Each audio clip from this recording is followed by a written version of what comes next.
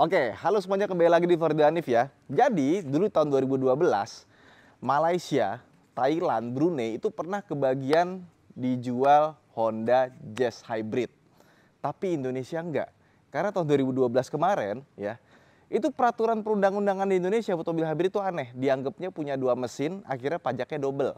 Ya, jadi makanya sebelum tahun 2020 mobil hybrid itu jarang banget masuk ke Indonesia. Kalaupun ada, harganya mahal, udah gitu pajaknya juga mahal. Nah, sekarang tahun 2020 ke atas, mobil hybrid udah mulai banyak karena sudah berubah peraturannya. Jadi, kalau ketemu mobil lama ya dengan hybrid itu langka sekali. Dan gue sempat pernah punya ya Lexus CT200H. Nah, ini ada namanya Honda Fit Hybrid. Bukan Jazz Hybrid karena kalau yang masuk ke Thailand dan Malaysia itu mesinnya 1500 cc dengan integrated motor assist. Nah, IMA sendiri itu dia tenaganya nggak gede. Jadi dia tengah-tengah antara mild hybrid sama yang hybrid beneran. Kalau mild hybrid kan biasanya tenaga motor listriknya disembunyiin ya karena kecil banget gitu. Kayak R3 atau XL7 kan. Itu cuma dinamo starter digedein ya. Nah, kalau ini itu beneran ada motor listriknya, dan motor listriknya tenaganya 14 HP. Torsinya lumayan gede, 78 Nm. Makanya dia kepakainya cuma di kecepatan rendah doang. Jadi nggak bisa disamain kayak hybridnya Toyota ya. Makanya dia bilangnya juga IMA, Integrated Motor Assist, dan itu ada di speedometernya. Nah, terus dia tuh kalau Honda Fit ya, itu ada dua pilihan mesin, 1300 cc sama 1500 cc. Nah, kebetulan yang ini adalah mobil CBU dari Jepang, dia pakai mesin 1300 cc. Tapi meskipun 1300 cc, karena dia nggak pakai Atkinson cycle kayak misalkan hybridnya Toyota, tenaganya 88 horsepower dan torsinya lumayan 121 Nm karena ada VTEC-nya. Pas putaran tinggi naik tuh. Kemudian kalau kita lihat dari eksteriornya, perbedaannya sama yang Jazz biasa itu bisa lihat di grill depannya. Ya, bempernya mirip ya sama yang ada di Indonesia. Terus lampunya ini kalau dilihat tuh agak sedikit kebiru-biruan sama ATPS yang mahal ini nih. Tuh. Dia kacanya gede sampai belakang, tapi dia kaca doang ya, nggak bisa dibuka kayak sunroof. Jadi cuma panoramik aja, tapi nggak sampai ke belakang banget. Tapi pas kita lihat langsung ya, emang cakep sih kaca begini ya. Langsung rasanya tuh mahal banget nih mobil. Nah, terus juga buat aerodinamika, katanya spionnya dibikin lebih aerodinamis, lebih kecil. Tapi kok kayaknya sama aja ya. Mesti kita bandingin kiri kanan sih sama Honda Jazz G8 yang biasa, karena kelihatannya sih bagian lampunya berbeda di bagian sini, tapi gue nggak ngerasa kayak lebih kecil ya. Dan di bagian sini juga beda ya. Di sini ada tombol, ini tombolnya kayak infrared gitu ya, jadi bisa dipencet. Kenapa beda? Karena dia kuncinya sudah pakai keyless ya, jadi nggak perlu dicolok-colok lagi, dia tinggal langsung diputar aja. Jadi putarannya kayak Nissan X-Trail atau Nissan Navia yang udah keyless ya, bukan pakai push start stop engine button. Tapi di sini kelihatan banget bedanya ya. Terus ke bagian belakang masih sama. Ini peleknya juga udah nggak standar ya. Fitmentnya juga udah diganti, jadi pernya udah nggak standar juga. Dan kalau kita lihat bagian belakangnya, ini gue suka banget. Biasanya kan kalau Honda Jazz itu spoilernya tuh kan yang sporty gede gitu ya, atau mungkin di custom gitu ya. Ini dibikin kecil, simple, cakep, gue suka. Sama lampunya, kalau yang G8 yang facelift terakhir itu kan dibikin semuanya full bening ya. Ini di sini bawahnya ada merah-merahnya, sama di samping sini ada merah-merahnya. Jadi desainnya walaupun bentuknya sama, tapi kombinasi warnanya itu berbeda. Bumper belakang masih sama kayak yang facelift terakhir, sama di sini ada chrome warna putih, dan di sini ada tombolnya buat keyless-nya lagi. Terus kita buka. Nah, ini yang membuat dia berbeda dengan Honda Jazz biasa. Jadi Honda Fit Hybrid ini kalau kalian perhatiin ya, belakang itu mirip, hampir sama persis. Cuma di bagian sininya beda, dia ada gundukan plastik, ada tempat penyimpanannya agak kecil di bagian sini ya. Terus dia nggak ada ban serep. Karena dia tuh di sebelah kiri sini, di sebelah sini bisa dibuka plastiknya, ada tire repairment kitnya. Jadi ada buat nambel lah kurang lebihnya. Terus kalau di sini kalian pikir ada dongkraknya, nggak ada, karena nggak disiapin buat ganti ban, tapi ada tow hook aja. Oke. Nah, di bawahnya sini ada apa? Ada baterai. Jadi dia nggak bisa dibuka sebenarnya. Kalau mau buka itu buat maintenance, di sini tuh ada klipnya.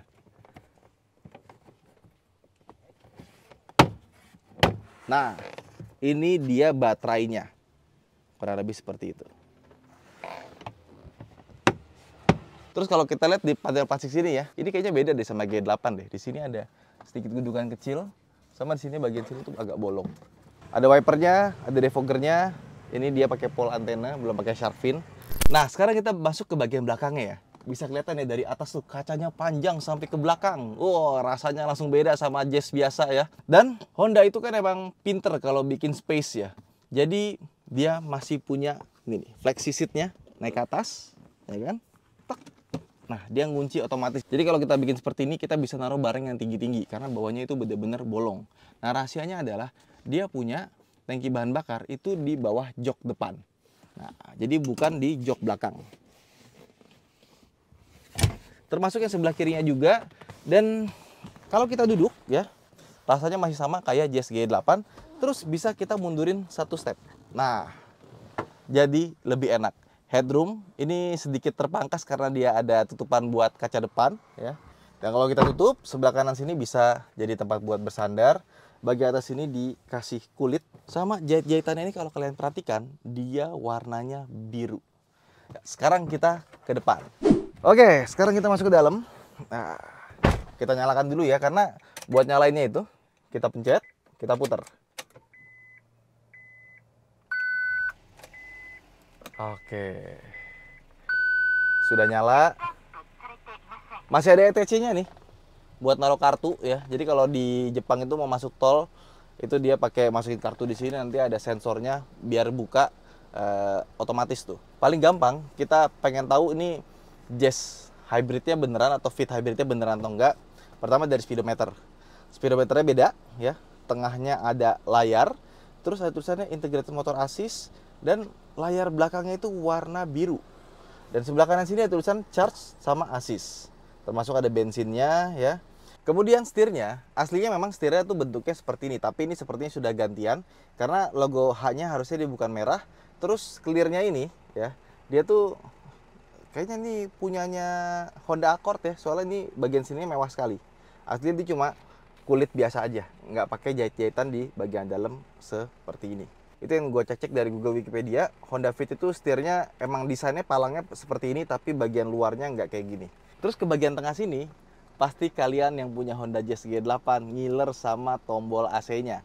Ya, ini tombol AC-nya itu udah digital, layarnya ada di bagian sini, dan tombol-tombolnya itu juga desainnya tuh lucu, bisa pas gitu ya. Soalnya kalau Jazz G8 yang biasa itu masih pakai puter-puter dan rasanya agak kurang.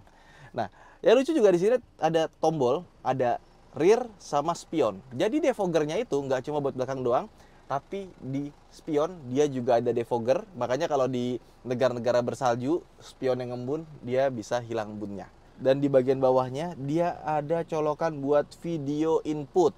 Yes, karena di Jepang itu mobil boleh sambil nonton ya. Dan ada power outlet bagian sini. Coba di bagian bawahnya sini, lihat nih ada apa? Ada colokan USB.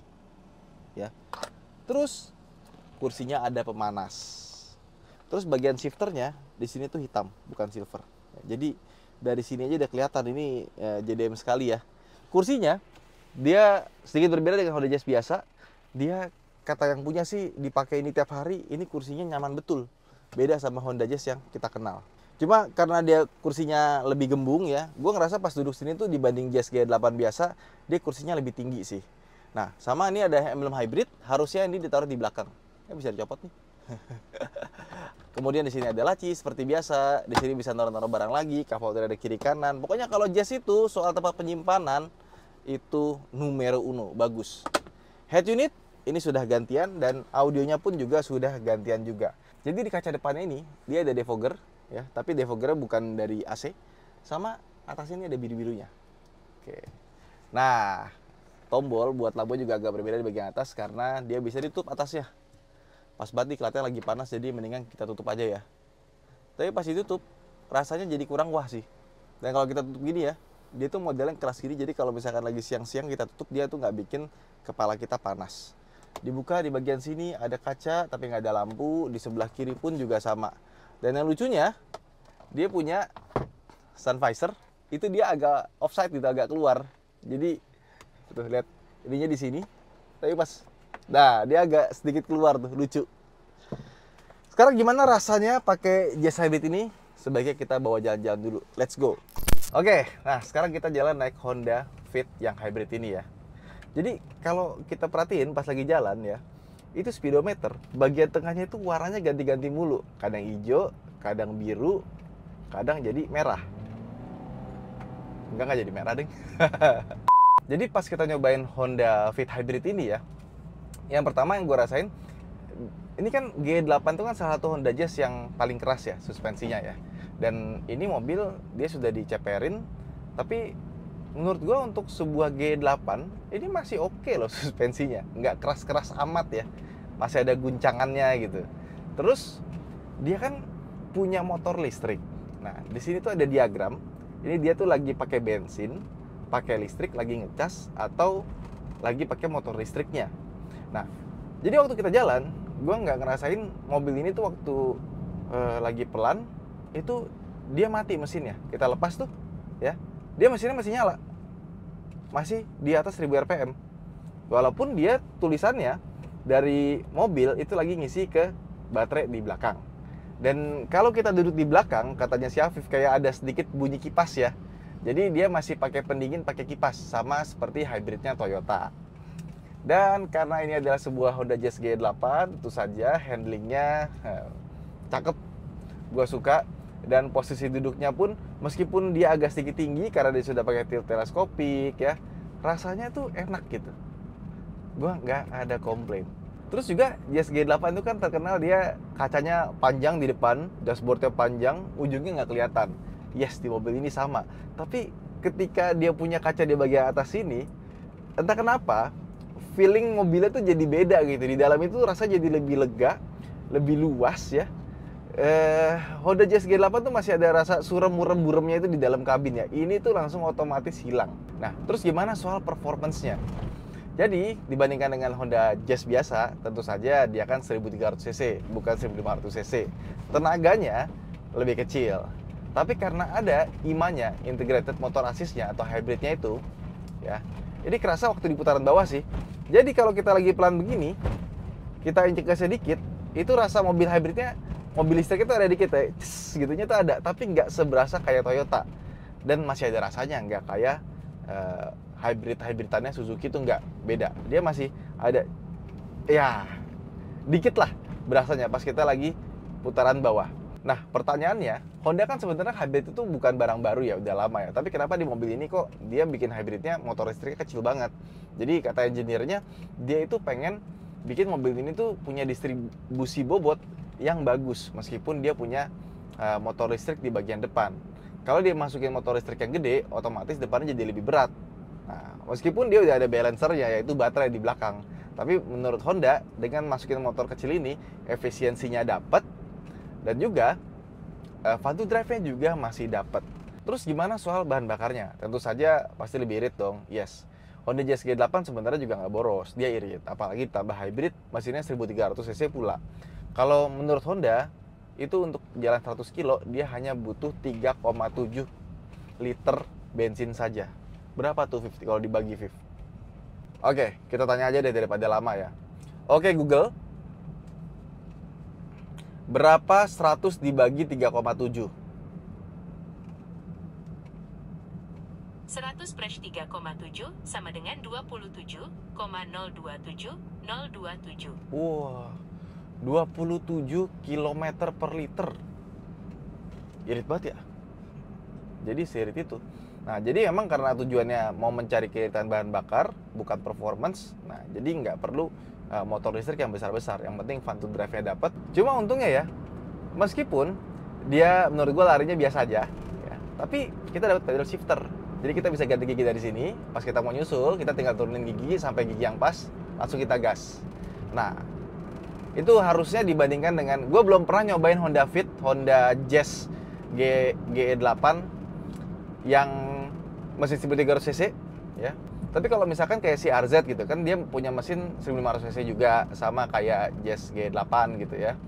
Tapi dia kan ada hybridnya, ada integrated motor assist-nya. Nah ini gue tuh walaupun lampu merah ya, Di sini walaupun dia hijau lampu merah, gue tetap berhenti, tetap lihat kiri kanan, takutnya ada yang langgar. Intermezzo. Lanjut, CRZ. Gue bisa bedain gitu loh. Nah, kalau yang ini gue belum pernah nyobain yang 1300 cc yang tanpa hybrid. Nah, kalau CRZ itu dibandingkan dengan G8, dia berasa sih lebih cepet ya, terutama di putaran bawah naiknya lebih lebih kencang karena ada integrated motor asisnya tadi. Kalau ini gue belum tahu seberapa jauh bedanya dengan yang 1300 cc biasa. Tapi kalau kalian adalah pencinta Honda Jazz G8 ya, ini kayak ultimate-nya gitu, kayak rajanya lah. Soalnya dia nggak punya Type R. Kalau ada Type R mungkin beda lagi ceritanya.